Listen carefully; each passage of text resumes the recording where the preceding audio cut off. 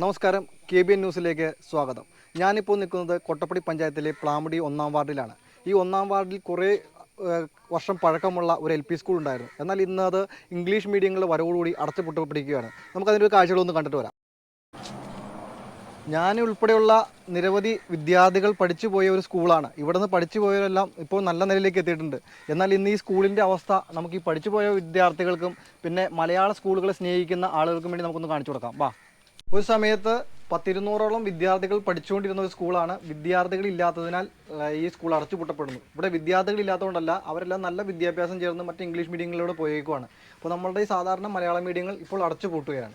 വിദ്യാഭ്യാസം നടന്നുകൊണ്ടിരുന്നപ്പോൾ ആ ബോർഡിൽ ടീച്ചർമാർ എഴുതിയ എഴുത്തുകളൊക്കെ എന്നും മായാതെ, ഇത് 2020 ഏകദേശം നിന്ന് പോയൊരു സ്കൂളാണ്. ഇപ്പോഴും ആ ചോക്ക് കൊണ്ട് എഴുതിയതല്ല ഇപ്പോഴും ഈ ബോർഡിൽ നമുക്കിവിടെ കാണാം. അതുപോലെ തന്നെ അവരന്ന് ചെയ്ത പാഠ്യേതര വിഷയങ്ങളായിട്ട് നടത്തിയ ചില ചിത്രരചനകളും എല്ലാം ഭിത്തിയിൽ കാണാം. പണ്ട് വിദ്യാർത്ഥികൾ പഠിച്ചുകൊണ്ടിരുന്ന ഈ ക്ലാസ് മുറികളൊക്കെ ഇന്ന് വനത്തിൽ നിന്ന് വരുന്ന കാട്ടുകന്നാലികളുടെ ഒരു താമസ സ്ഥലമാണ്. അപ്പോൾ ഇതിൻ്റെ ഉള്ളിൽ നമ്മൾ നോക്കുമ്പോൾ കുറേ ചാണകമൊക്കെ കിടപ്പുണ്ട്. സ്ഥിരമായിട്ട് കന്നാലികൾ വന്ന് കിടക്കുന്ന സ്ഥലമാണത്. ഈ കാണുന്നത് പണ്ട് കാലത്ത് ഒരുപാട് പേരെ വിശപ്പടക്കിയ ഒരു കഞ്ഞിപ്പരയാണ്. കഞ്ഞിപ്പരയുടെ അവസ്ഥ ഇപ്പോൾ നോക്കി, അതെല്ലാം പൊളിഞ്ഞു കഴിഞ്ഞു. ഇവിടെ കുറേ അന്നത്തെ ഓലകളൊക്കെ കഞ്ഞി വേവിക്കാനായിട്ട് കൊണ്ടുവച്ച ഓലകൾ ഇപ്പോഴും അങ്ങനെ തന്നെ ഇരിപ്പുണ്ട്. അന്ന് പഠിച്ചുകൊണ്ടിരുന്നപ്പോൾ സ്കൂളിലെ വിദ്യാർത്ഥികൾ നമ്മുടെ പഞ്ചായത്തിനെ കുറിച്ച് പഠിക്കാനുള്ള പഞ്ചായത്തിൻ്റെ ഒരു ഭൂപടമാണത്. ഇപ്പോഴും ഇതിനൊരു കേടുപാടും പറ്റാത്ത ഭൂപടമുണ്ട്. ഇനിയിപ്പോൾ ആരാണ് ഈ പഞ്ചായത്തിൻ്റെ ഭൂപടം പഠിക്കാനുള്ളത്? നമുക്കിത് വെള്ളത്തിനൊക്കെ ക്ഷാമമുള്ള സ്ഥലമായിരുന്നു. അപ്പോൾ അന്ന് വെള്ളത്തിനായിട്ട് ഇവിടെ വലിയൊരു മഴവെള്ള സംഭരണിയൊക്കെ ഉണ്ടാക്കിയിട്ടുണ്ട്. അതെല്ലാം ഇപ്പോൾ പൊളിഞ്ഞ് പോകുന്നൊരവസ്ഥയിലാണ് കണ്ടത്. ഇതൊരു ടോയ്ലറ്റ് ആയിരുന്നു. അത് ആന വന്ന് കുത്തി മറിച്ചിട്ടേക്കണ ഒരു കാഴ്ചയാണ്. ഇവിടെ ഇപ്പോൾ ആനയുടെ ഒരു ആവാസ കേന്ദ്രം കൂടിയായിട്ട് മാറിയിട്ടുണ്ട് ഇവിടെ. പഴയ കാലത്ത് ഞങ്ങളൊക്കെ മൂത്രം ഒഴിച്ചുകൊണ്ടിരുന്ന പഴയ ബാത്റൂമാണ്. ആ ബാത്റൂം ഒന്ന് കാണിച്ചു തരാം. ഇപ്പോൾ കാടൊക്കെ പിടിച്ച് അങ്ങോട്ട് പോകാൻ പോലും പറ്റാത്ത ഒരവസ്ഥയാണ്.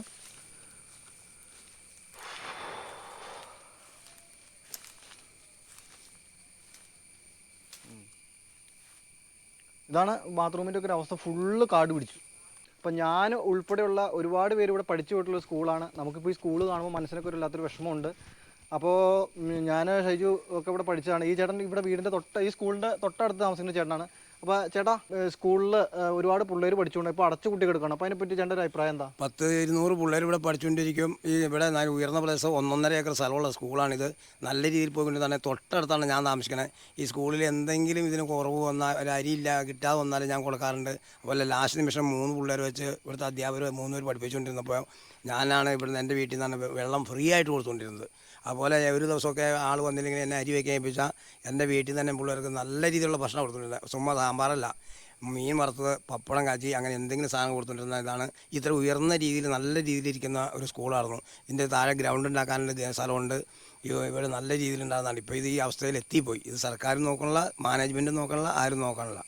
ഇംഗ്ലീഷ് മീഡിയങ്ങളിലെ വിദ്യാഭ്യാസം നമുക്കാവാം. ഒപ്പം നമ്മളുടെ ഇതുപോലത്തെ മലയാളം മീഡിയങ്ങൾ നിർത്തിപ്പോണ്ടത് നമ്മുടെ ഭാഷ മരിക്കാതിരിക്കാൻ നമ്മുടെ നാടിൻ്റെ ആവശ്യമാണ്. ഇത് ഇന്നത്തെ അധികാരികൾക്ക് മുമ്പിലേക്ക് ഞങ്ങൾ ഈ വാർത്തകൾ സമർപ്പിക്കുന്നു. നല്ലൊരു തീരുമാനമുണ്ടാകുന്ന വിശ്വാസത്തോടെ.